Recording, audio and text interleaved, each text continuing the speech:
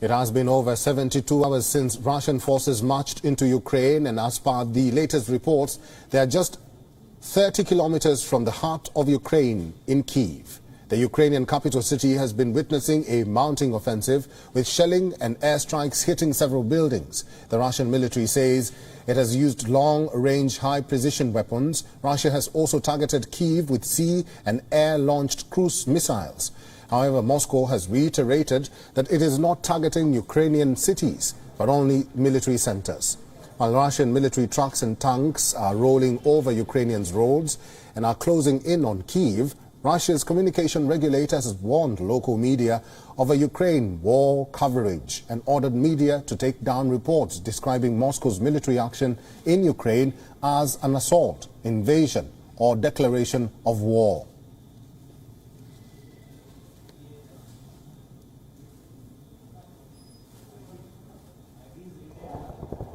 Earlier, Russian President Vladimir Putin called on the Ukrainian army to overthrow the country's leadership, which he termed a gang of drug addicts and neo-Nazis. He urged the Ukrainian military to overpower them.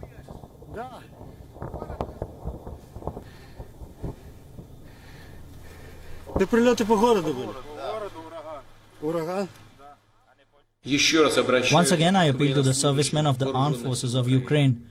Do not let neo-Nazis and banderovцы use your children, wives and the elderly as human shields. Take power in your own hands. It seems that it will be easier for us to agree than with this gang of drug addicts and neo-Nazis who settled in Kyiv and took the entire Ukrainian people hostage. While the West considers sanctions to be a tough measure to block Russia, experts say the action is not enough to deter Moscow. Russia will now respond to West's sanction on Russian banks and individuals. Moscow says it will seize funds of foreigners and foreign companies in Russia. Russia's Security Council said that Moscow has not ruled out nationalizing the assets of companies registered in the US and European Union. Russian Foreign Ministry has said that relations between Russia and the West are approaching the point of no return. Russia's Foreign Ministry spokesperson Maroa Zakharova say that sanctions against Putin and Lavrov reflect the West's absolute impotence when it comes to foreign policy. But as Russia continues its military actions in Ukraine, global affairs experts are warning against Moscow's move, saying that Putin had wrecked his legacy with such acts.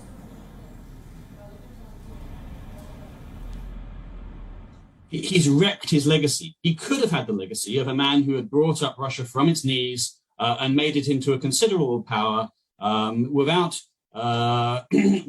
doing what he has done now. But the reality is that Russia is now going to burn through its reserves that it's built up, partly due to the high price of oil, partly due to genuine macroeconomic prudence. And Russia doesn't have a bottomless piggy bank. And the longer this war in Ukraine continues, and it looks like it will continue this is a marathon, if you like, not a sprint, then the reality is that he will find it difficult. The body bags will come home, the money will be depleted, and he cannot sustain it for long. So it's in Russia's interest to have a short, quick war, and it's not going to get one.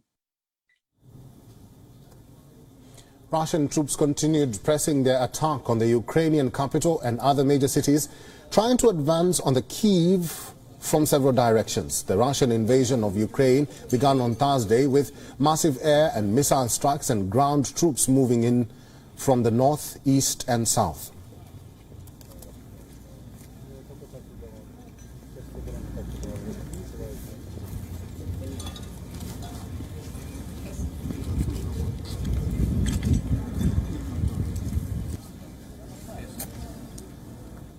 WION is now available in your country. Download the app now and get all the news on the move.